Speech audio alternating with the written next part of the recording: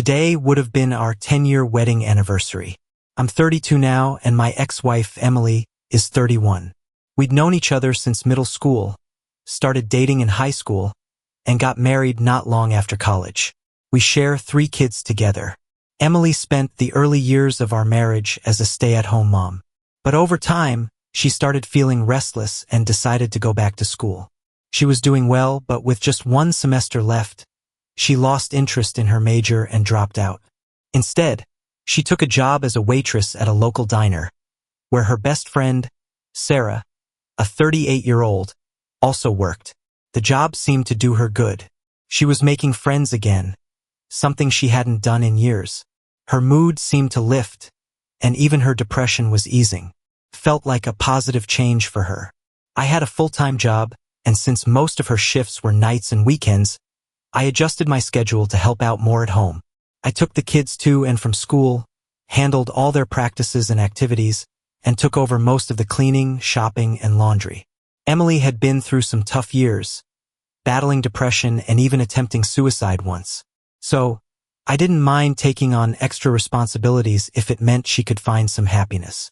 After a few months at the diner, Emily became close with some of her coworkers.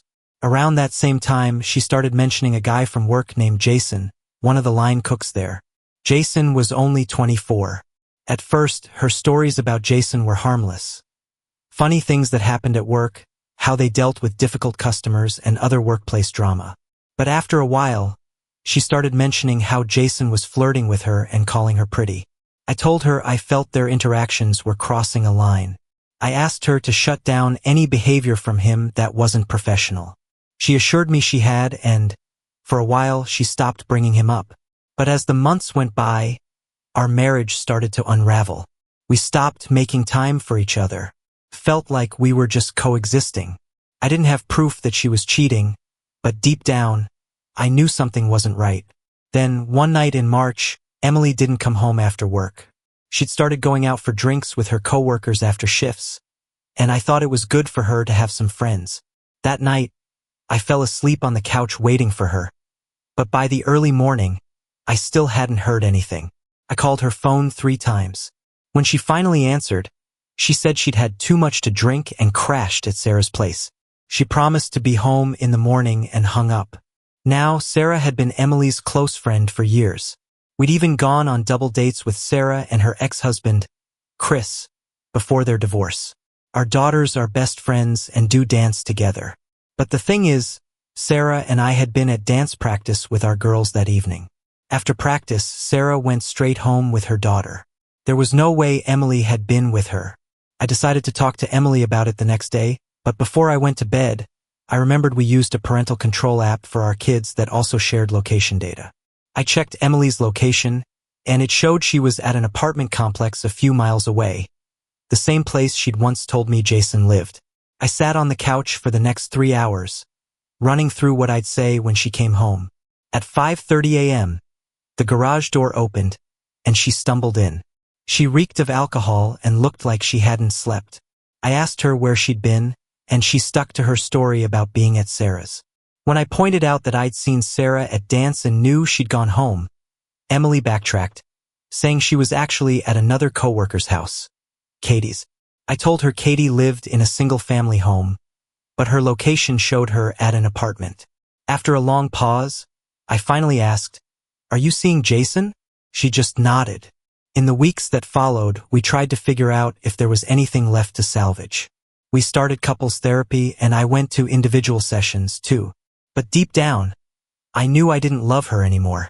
Still, I wanted to give it a shot, mainly so I wouldn't lose time with my kids if we ended up separating. Emily told me she wanted to give our marriage another shot and assured me she had ended things with Jason. She said she broke it off with him in a coffee shop, wanting the safety of a public place in case he didn't take it well. That evening, I found myself consoling my wife as she cried over the end of her relationship with her boyfriend. It was surreal, to say the least. The weeks that followed were a mix of hope and frustration. We went on a few dates to try to reconnect, but each one felt forced, like 2 strangers trying to make small talk on a blind date. The chemistry we once had just wasn't there anymore. For every glimmer of hope, There were countless awkward silences and tense moments. Not long after, I heard through the grapevine that Emily was still talking to Jason. Frustrated and unsure what to do, I confided in Sarah, who had by then learned about the affair. Together, we decided that Sarah and some of Emily's coworkers would have an intervention. I didn't press for specifics about what they planned to say, trusting Sarah to handle it in a way that might finally get through to Emily. That afternoon, after a day out with the kids, I pulled up in front of Sarah's house. I told Emily to go inside, and she immediately knew something was up. She saw the other cars in the driveway and realized what was about to happen. At first, she refused to go in, but after some hesitation, she reluctantly agreed. When Emily came home later that evening, she was still undecided. She said she needed time to figure out whether she wanted to be with Jason or me. We went to bed that night, both of us knowing the clock was ticking. A week later, after Emily had once again promised to cut ties with Jason and continue therapy, I received a text from an unknown number. The person on the other end claimed Emily was still seeing Jason. As I asked for more information, it became clear that this person worked with them at the diner. That was the moment I realized our marriage was beyond saving. The endless cycle of lies, deceit, and betrayal had finally pushed me to my limit. Eventually, the mystery texter revealed their identity, and through them, Sarah, and a few of Emily's coworkers, I learned the full scope of the affair. It had been going on for more than 6 months. Emily and Jason had even talked about getting married and having kids together. I found out that Emily, knowing I was tracking her location, had been leaving her phone in places like work, friends' houses, or grocery store parking lots to create a cover while she was actually with Jason. The level of deception was staggering. That night, after piecing everything together, I woke Emily from her sleep and told her we were done. I said I wanted her out of the house as soon as possible and that we'd sort out the rest later. I was exhausted, angry, and ready to move on from the endless lies. During the weeks between the intervention and Emily moving out, Sarah and I started texting more frequently. At first, the conversations were strictly about Emily. Advice on how to communicate with her, confirmation of Emily's work schedule to keep me from second-guessing, and other practical matters. There was nothing inappropriate. It was just two people trying to navigate a messy situation. After deciding to separate from Emily, I joined a few dating apps. At first, it was more about showing her I was serious about moving on than actually being ready to date again. My head wasn't in the right place for a new relationship, but it felt like a step I needed to take. One evening, while the kids were with Emily, I found myself aimlessly swiping through profiles. At the same time, I was texting Sarah, who had checked in to see how I was holding up. On a whim, I asked her if she wanted to grab some drinks and talk about everything Emily had put us through.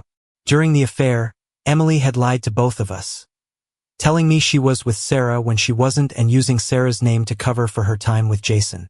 Sarah was hurt by the betrayal too, and we both had plenty to vent about. That night with Sarah went better than I could have imagined. We spent 3 hours laughing, sharing stories about our exes, and opening up about how they treated us. Her divorce was further along than mine, so we talked about how she'd managed to move on and what life looked like for her now. I'd known Sarah for years as Emily's best friend, but it was refreshing to see her in a completely different light. A few weeks later, Emily finally moved out. She found a new place to live, and for the first time, I felt like we could both start fresh. It was a relief to have some distance and begin carving out our own paths. Since then, my life has taken a completely different direction. Sarah and I have been in a relationship for 6 months now. She's a genuinely good person, someone who makes me happy and brings positivity into my life. I've been focusing on myself too. I've lost weight, started working out regularly, and even completed my first triathlon. My time with the kids has been amazing, filled with fun activities and new experiences. Life finally feels lighter, like I'm living again instead of just getting through each day. Emily's life, on the other hand, has taken a nosedive. She got pregnant almost immediately after moving out. She quit her job before they could fire her for sexual harassment, as she'd been Jason's supervisor. Not long after, she bought Jason a new car, only to lose the next job she'd managed to find. Word got out that Jason uses cocaine and deals drugs, which led to him being fired from the diner after showing up high. Most of Emily's friends have distanced themselves since learning about the cheating and all the lies she told. While I'm glad to have moved on and left that toxicity behind, I can't help but feel a pang of regret knowing Emily is still a part of our kids' lives. Her choices will inevitably affect them, and that's hard to accept. But overall, I'm in a much better place now. I'm genuinely happier than I've been in years. TLDR. My ex cheated on me for over 6 months. We separated, and now I'm happily dating her former best friend. Meanwhile, my ex-wife is pregnant, unemployed, friendless, and dating her drug-dealing affair partner. Life with Sarah has been a complete contrast to what I had with Emily.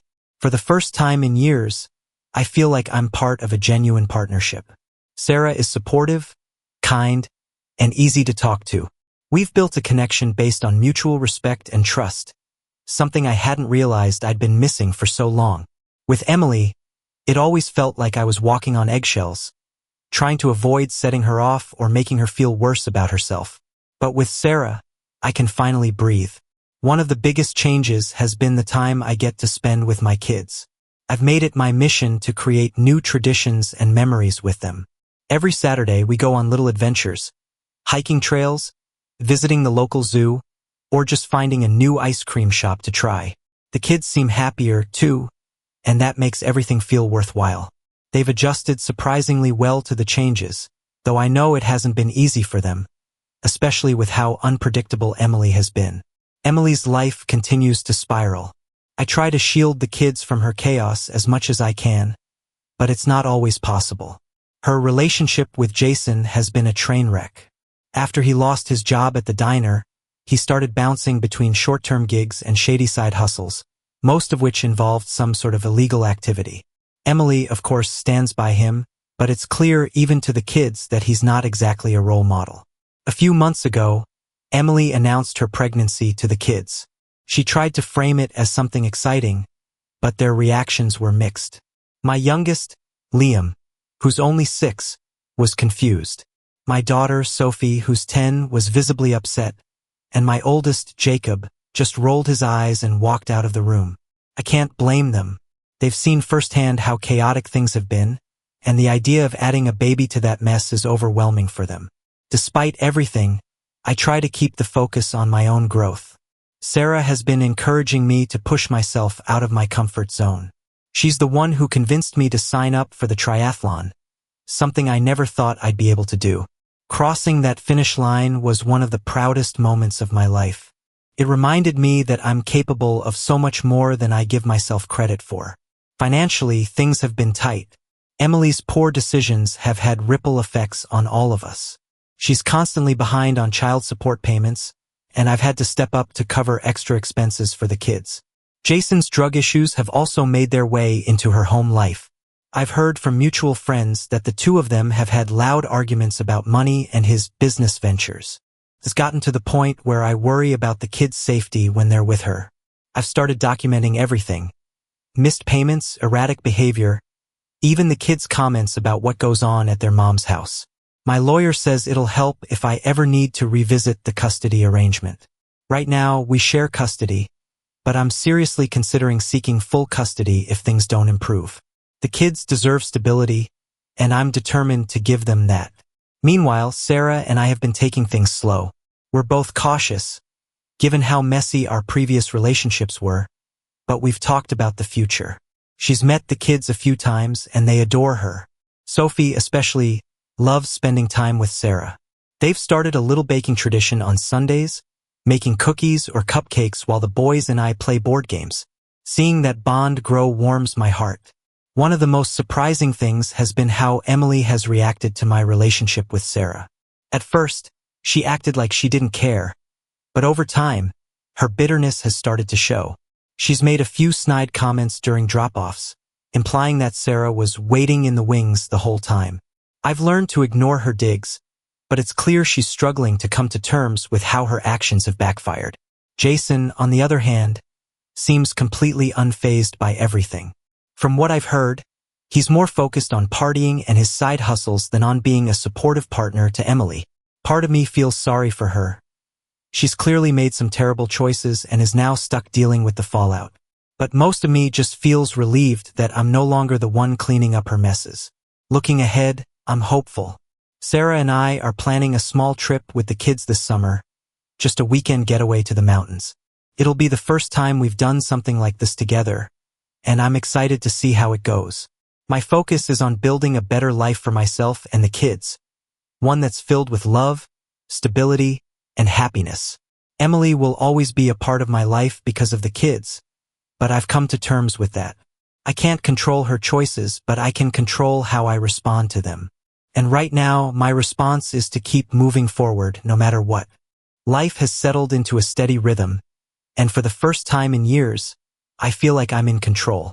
With Sarah by my side and the kids thriving, I'm cautiously optimistic about the future.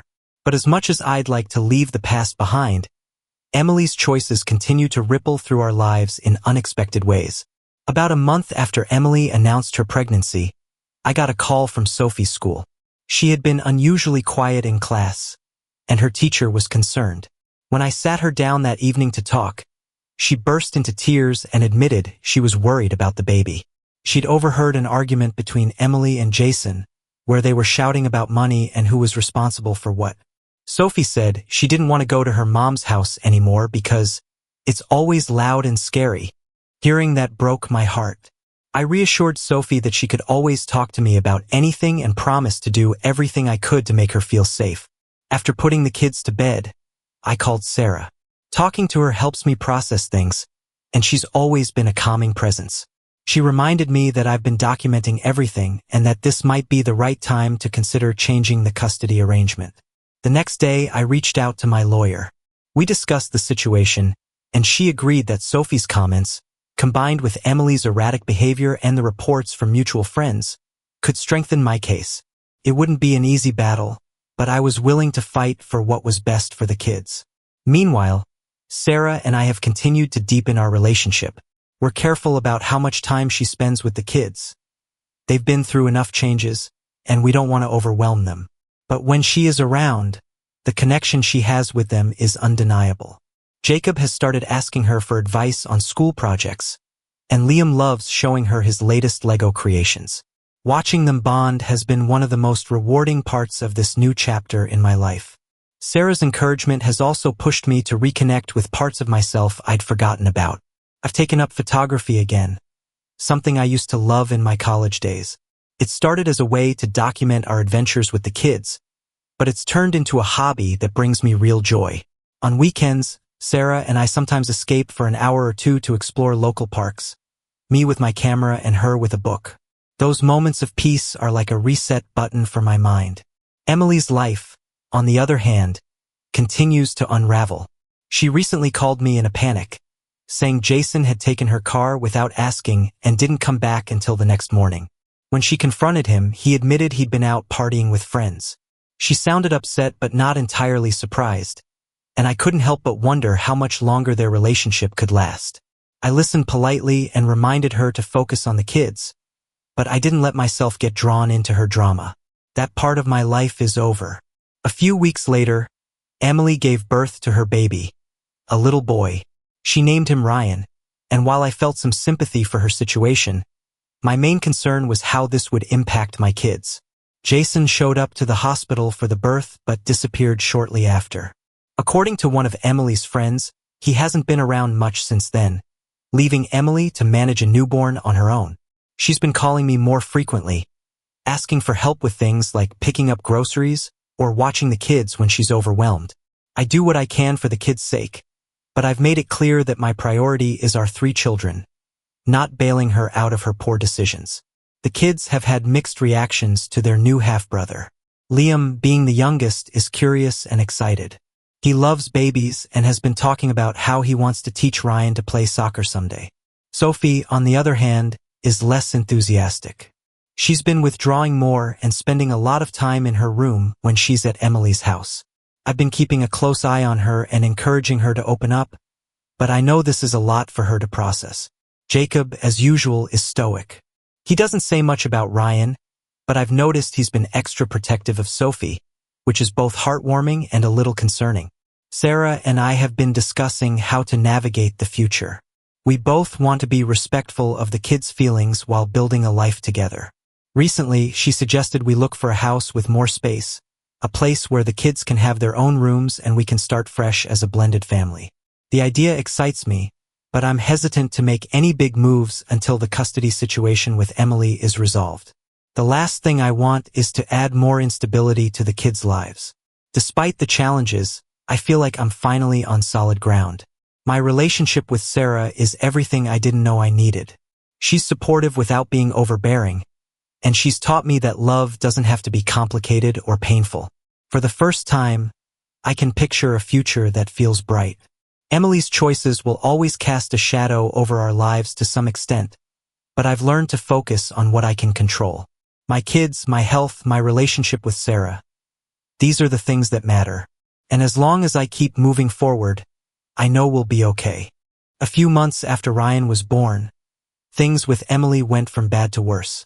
Jason finally left her for good, and the cracks in her already fragile life started to widen. She began leaning on me more and more, not just for help with the kids, but for emotional support. I kept my boundaries firm, though it wasn't always easy.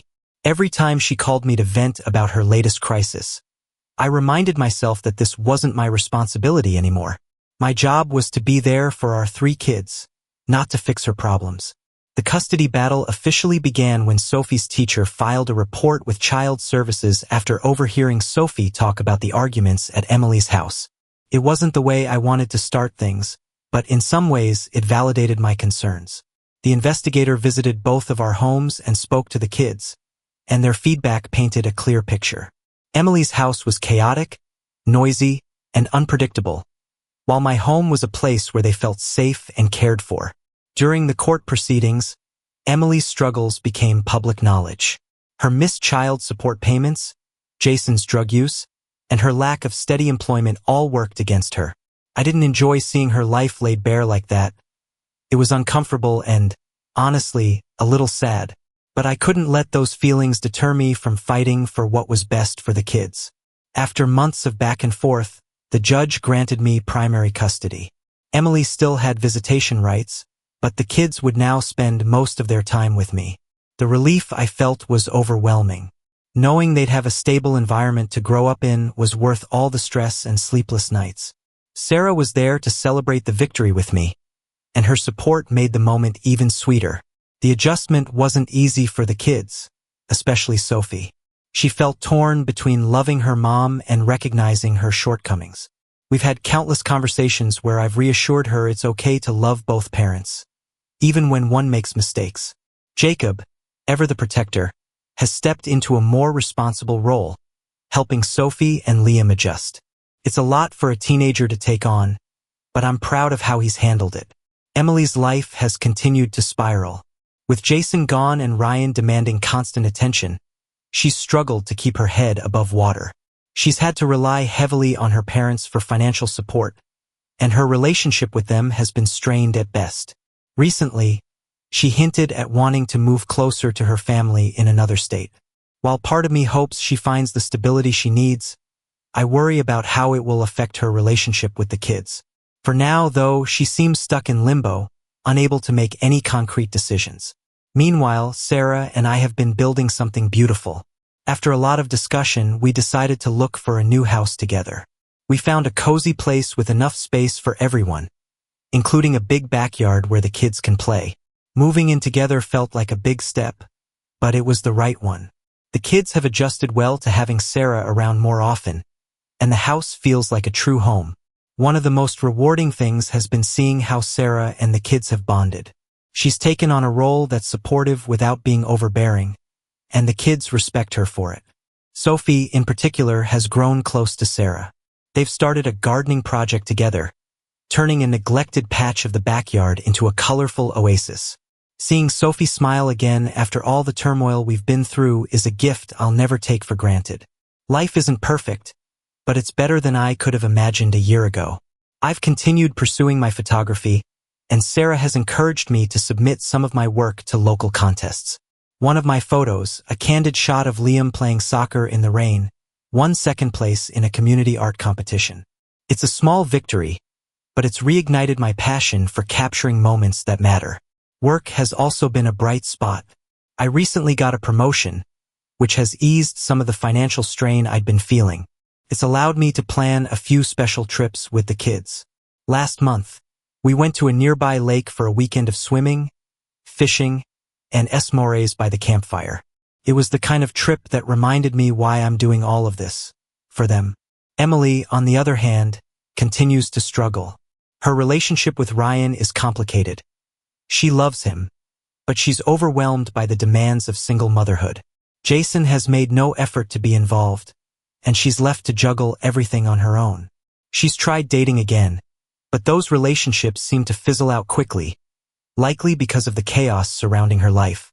Despite everything, I've worked hard to maintain a civil relationship with Emily for the sake of the kids. I make sure they call her regularly, and I encourage them to spend quality time with her during their visits. It's not easy, especially when she complains about how hard things are for her. But I remind myself that this isn't about us. It's about giving the kids the best possible relationship with both of their parents. Sarah and I have talked about the future, about getting married, about blending our lives even more. It's a conversation we're having carefully, with the kids' needs always at the forefront.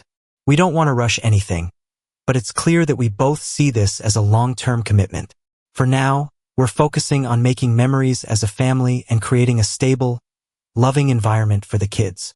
One night, as Sarah and I sat on the back porch watching the sunset, she turned to me and said, "You've come so far. You know that? You've built something amazing out of all that pain." Her words stuck with me because she's right. I've come a long way from the man who was blindsided by betrayal and drowning in heartbreak. I've rebuilt my life piece by piece, and while there are still challenges ahead, I know I can face them with confidence.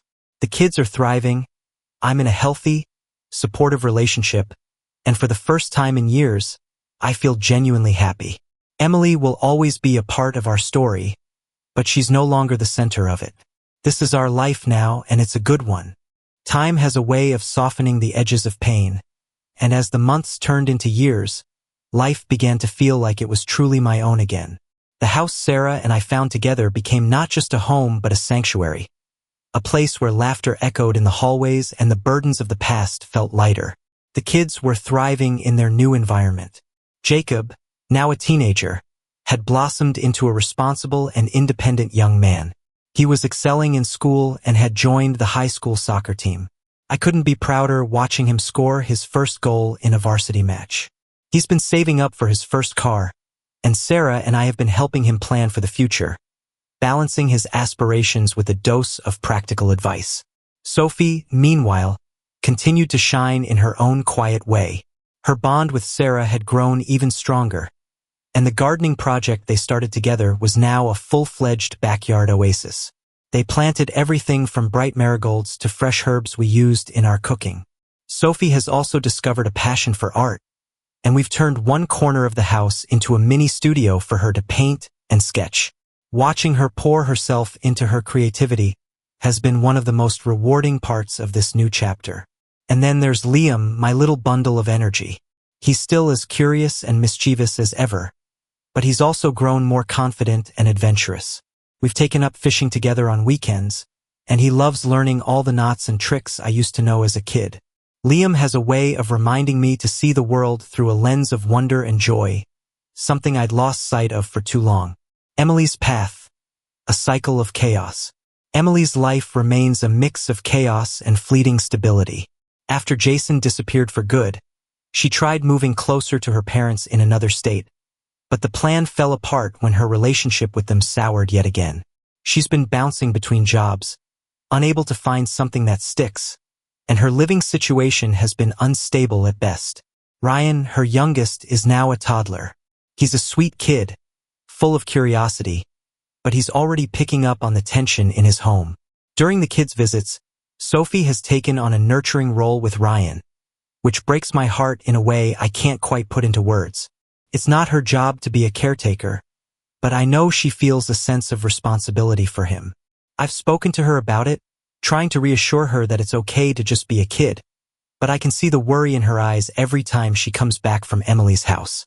Emily's visitation rights have become a point of contention. The kids' feedback, combined with reports from child services, prompted me to file for a modification in the custody arrangement. It wasn't an easy decision, but it was necessary. The court agreed to limit her visits to supervised ones for now, which has brought some much-needed stability to the kids' lives. Growing together, Sarah's impact. Sarah has been a cornerstone of this new life we're building. Her presence is steady, nurturing, and exactly what the kids and I needed after so much turmoil. Over the past year, we've deepened our relationship in ways I hadn't thought possible. We've traveled together, explored new hobbies, and faced challenges side by side. One of the most significant moments came when Sarah suggested we start a family tradition of volunteer work. At first, I wasn't sure how the kids would react, but they surprised me. We began spending one Saturday a month at a local shelter, helping serve meals and organize donations. It's been an eye-opening experience for all of us, and it's brought us closer together in unexpected ways. Sarah's impact on the kids has been profound. Jacob sees her as a mentor, someone he can turn to for advice without judgment. Sophie adores her, often calling her a second mom, though Sarah is careful not to overstep her role. Liam, ever the charmer, has declared Sarah his favorite grown-up, much to my mock chagrin. A proposal and new beginnings. After nearly 3 years together, I decided it was time to take the next step. Proposing to Sarah wasn't a decision I made lightly. I wanted to be absolutely sure the timing was right for everyone involved. I planned a quiet evening at home, with the kids in on the surprise. They helped decorate the backyard with twinkling lights and candles, and when Sarah walked outside, she was met with all of us standing there, waiting. I got down on one knee and told her how much she meant to me, how she transformed my life and brought light into our darkest days. When she said yes, the kids erupted in cheers, and we all celebrated with a family dinner that felt like a scene out of a movie. It wasn't grand or elaborate, but it was perfect for us. The wedding was a small, intimate affair, held in the backyard that Sarah and Sophie had worked so hard to transform. It was a day filled with love, laughter, and hope for the future. The kids played a big role in the ceremony. Jacob walked Sarah down the aisle, Sophie held her bouquet, and Liam was our ring bearer. It was a reminder of just how far we'd come as a family. Looking ahead, dreams and goals. Now that Sarah and I are officially married, we've been focusing on what the future holds. We're planning a big family trip to the Grand Canyon, something we've all been dreaming about for years. It'll be a chance to bond, create memories, and introduce the kids to the beauty of the natural world. Professionally, I've started exploring opportunities to turn my photography into something more than just a hobby. Sarah has been incredibly supportive, encouraging me to take on freelance projects and even launch a small online shop to sell my prints. It's a leap of faith, but one I'm excited to take with her by my side. Sarah, meanwhile, has been pursuing her own passions. She recently started a nonprofit focused on supporting single parents, inspired by the struggles she saw me go through with Emily. It's been incredible watching her pour her heart into something so meaningful, and I couldn't be prouder of the difference she's making in our community. Emily's role in our lives. As for Emily, her presence in our lives has diminished over time. She still has supervised visitation with the kids, but her inability to provide a stable environment has created distance. The kids have come to terms with who she is, and while they still care for her, they've learned to set their own boundaries. Ryan's future is a concern for all of us. Sophie has expressed worry about how he'll grow up without the stability she and her brothers have found with me and Sarah. While I can't do much beyond offering support from a distance, I hope Emily finds a way to give Ryan the life he deserves. Closing thoughts. Life has a way of surprising you. If you told me 5 years ago that I'd be here, happily remarried, raising 3 incredible kids, and pursuing my dreams, I wouldn't have believed you. But here I am, living proof that it's possible to rebuild after heartbreak and create something beautiful from the pieces. Sarah and I often sit on the back porch, watching the sunset and talking about how far we've come. The road hasn't been easy, but it's been worth every step. The past will always be a part of our story, but it doesn't define us. This life we've built together, that's what matters most. Here's to the future, and all the adventures still to come. Married life with Sarah has been everything I hoped for and more. Our home feels alive, filled with the sounds of laughter, conversation, and the occasional chaos that comes with raising 3 kids. There's a sense of balance now, something I never had before. Even when life throws its challenges our way, I feel like we're handling them as a team. The kids have settled into this new chapter remarkably well. Jacob is thriving in school, juggling his soccer commitments and preparing for college. It feels like just yesterday he was a little boy asking me to tie his shoes, and now he's talking about scholarships and career goals. He's even started working part-time at a local sporting goods store, saving up for his first car. Seeing him grow into a responsible young man fills me with pride and a bit of disbelief at how fast time is moving. Sophie has continued to blossom creatively. Her artwork has gained recognition at school, and she's been invited to participate in a local youth art exhibit. The backyard garden she and Sarah started has turned into a shared passion, with plans to expand it into a small vegetable patch this spring. Sophie often jokes that she wants to be an artist who grows her own food, and honestly, I wouldn't put it past her to make that dream a reality. Liam, my youngest, is still the family's ball of energy. He's discovered a love for baseball and has joined the local Little League team. Watching him play reminds me of when I was his age, full of energy and excitement for life's little victories. He's also taken to writing short stories, often creating silly tales about adventures with his siblings and friends. His creativity and enthusiasm bring so much joy to our home. Emily's decline. Emily's life, however, continues to spiral. After losing her job yet again, she's been struggling to make ends meet. Her parents have stepped in to help financially, but their patience is wearing thin. Ryan, her youngest, has started spending more time with his grandparents, and Emily seems to be leaning on them heavily for support. While I'm relieved that Ryan has a stable environment, it's heartbreaking to see the effects of Emily's choices on her children. The kids have grown more vocal about their discomfort during visits with Emily. Jacob, in particular, has expressed frustration with her lack of accountability. "She's my mom," he told me one night, "but it feels like I'm the adult when I'm over there." Sophie has been more reserved, though she often asks to come home early from visits, citing the noise or tension in the house. Liam, still young and optimistic, doesn't say much, but I can see the confusion in his eyes when Emily cancels plans or breaks promises. After much deliberation and with the kids' input, I decided to petition the court for further changes to our custody arrangement. It wasn't an easy decision. I still want Emily to be part of their lives, but the current situation wasn't sustainable. The court ultimately granted me full custody, with Emily's visitation rights reduced to supervised visits only. It was a bittersweet victory, but one I knew was necessary for the kids' well-being. Strengthening our family bonds. With custody settled, Sarah and I have been able to focus more on creating new traditions and strengthening our family bonds. Every Friday night, we have a family dinner where everyone takes turns choosing the menu. It's become a cherished ritual, a time to sit down together, share stories from the week, and simply enjoy each other's company. Vacations have also become a priority. Last summer, we took a road trip to the Grand Canyon, a dream we'd talked about for years. The journey was filled with moments that will stay with me forever. Jacob taking photos of the breathtaking views, Sophie sketching the canyon from our campsite, and Liam excitedly pointing out every animal we passed along the way. It was the kind of trip that makes you realize how precious these moments are. Sarah and I have also started thinking about ways to give back to the community. Inspired by her work with single parents, we've been volunteering at a local youth center, helping organize events and mentoring kids. It's been a rewarding experience, one that's brought us even closer as a couple. Challenges and growth.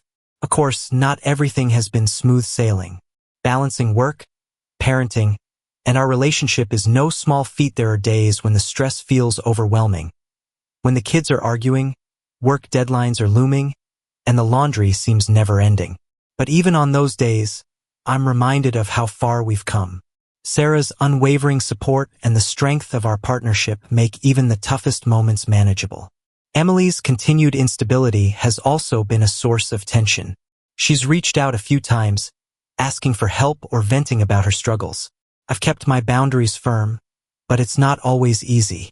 I want to support her for the kids' sake, but I can't let her chaos disrupt the stability we've worked so hard to build.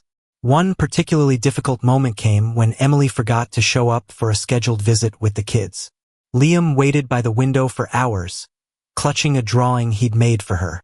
When it became clear she wasn't coming, he burst into tears. Watching his heartbreak was one of the hardest things I've ever experienced. That night, Sarah and I sat down with all 3 kids to reassure them that they were loved and that their feelings were valid. It was a reminder of how much they've endured and how important it is for us to be their anchor. Looking ahead, dreams and aspirations. As we look to the future, there's so much to be hopeful about. Jacob is preparing for college, exploring programs in sports management and photography. He's become an incredible young man, and I can't wait to see where life takes him. Sophie is considering entering an art competition at the state level, and Liam has his sights set on making the all-star team in baseball. Their dreams and aspirations remind me of why I work so hard, to give them the foundation they need to succeed. Sarah and I have also started talking about expanding our family.